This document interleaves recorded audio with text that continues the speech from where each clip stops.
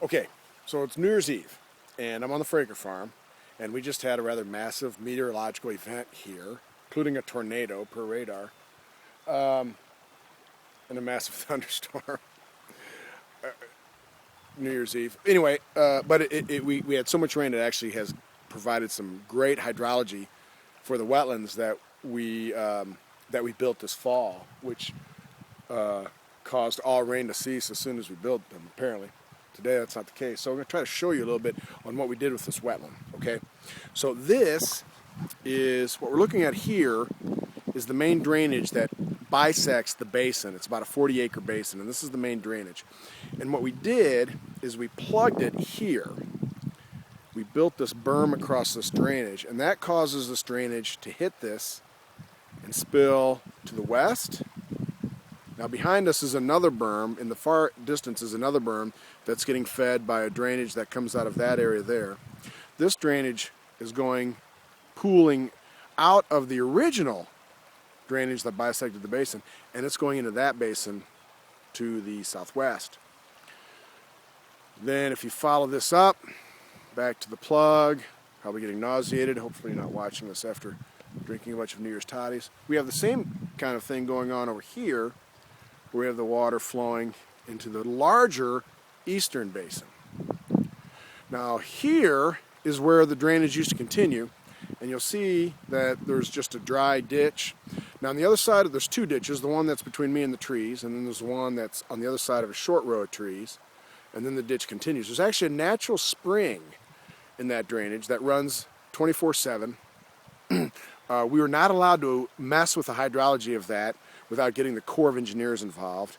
So that spring is still running straight into Denman, which defeats the purpose of these wetlands, which is to capture all of this rain that hits the ground and goes hauling into our watersheds. The reason all this rain goes hauling into our watersheds now is because all the ground has been intensely developed.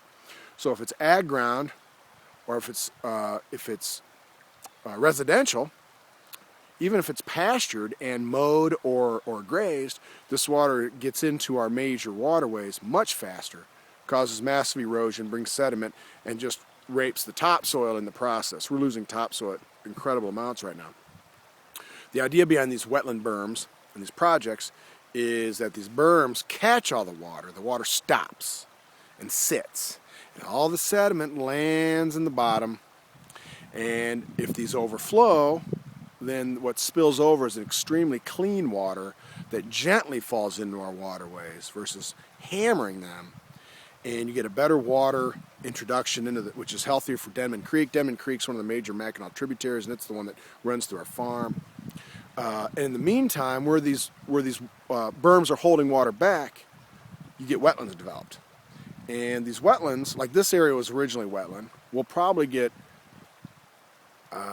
10, 15 species of wetland plants to come up without seeding that are just dormant. They've been dormant for decades in these soils.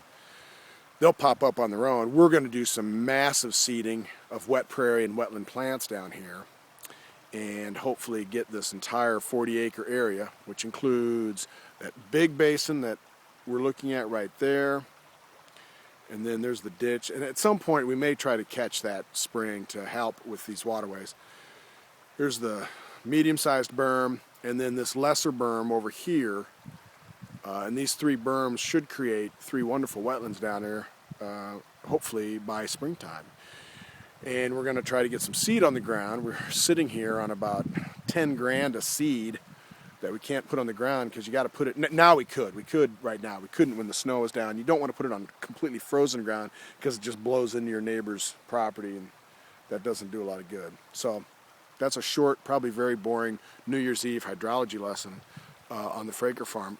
To make this birding oriented, I just did get done shooting my first northern shrike for the Fraker farm this winter. Very happy to see a beautiful adult bird, and that may mean there's long-eared owls up in the pines. Yay! Happy New Year's. Bye-bye.